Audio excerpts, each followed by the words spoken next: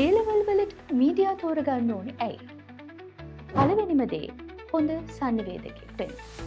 සංනිවේදනය නැත්නම් කමියුනිකේෂන් නිසා තමයි අපි එකිනෙකා අතර යහපත් සම්බන්ධතා ගොඩනගාගන්නේ. ඒව වර්ධනය වෙන්නේ.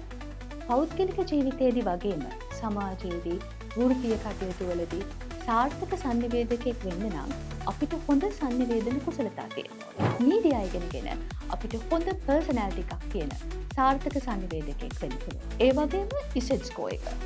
මීඩියා කියන්නේ නැත්නම් සංනිවේදනය සහ මාධ්‍ය අධ්‍යයනය කියන්නේ ඉහළ ඉසෙට් අගයක් සහිත විෂයක්. උසස් පෙළ ආර්ට්ස් වලින් වගේම ටෙක් වලින් මීඩියා ඉගෙන ගන්න පුළුවන්. අනෙක් විෂයන් එක්ක සංසන්දනය කරලා බැලුවහම ටිකක් මහන්සි වුණොත් ඔයාට පහසු වෙන එකක් ගන්න පුළුවන් විෂය. ඊළඟට මාධ්‍ය සාක්ෂරතාව වර්ධනය කරගන්න. අපි උදේ නැගිටින වෙලාවෙ ඉඳලා රෑ නිදා ගන්න කලින් ඉන්නේ මාධ්‍යත් එක්ක. මාධ්‍ය තාක්ෂණය දවසින් දවස සංවර්ධනය වෙනවා.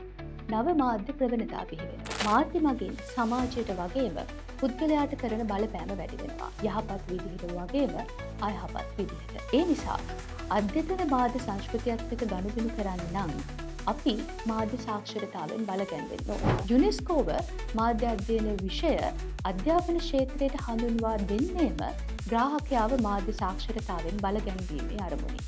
මීඩියා ඉගෙනගෙන අපිට අපේ මාධ්‍ය සාක්ෂරතාව වර්ධනය කරගන්න පුළුවන්. අනාගත වෘත්තීය අවස්ථා සඳහා වන ප්‍රවේශය.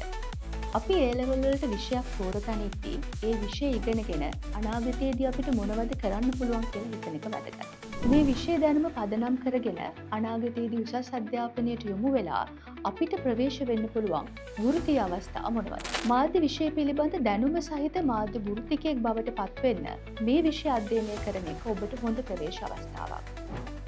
මහජන සම්බන්ධතා, සිද්ධි කළමනාකරණය, දැන්වීම් කරණය, මානව සම්පත් කළමනාකරණය වගේ විෂය ක්ෂේත්‍ර තුළ දැනුම සහ කුසලතා සහිත පුද්ගලයන්ට පුළුල් වෘත්තීය අවස්ථා ප්‍රවේශයක් තියෙනවා. ඒ වගේම සාර්ථක සංනිවේදකයෙක් වෙන එක ඕනෑම වෘත්තියක් තුළදී ඔයාට තියෙන්න ඕන පර්සනල් ප්‍රොෆෙෂනල් ක්වොලිටි එකක්.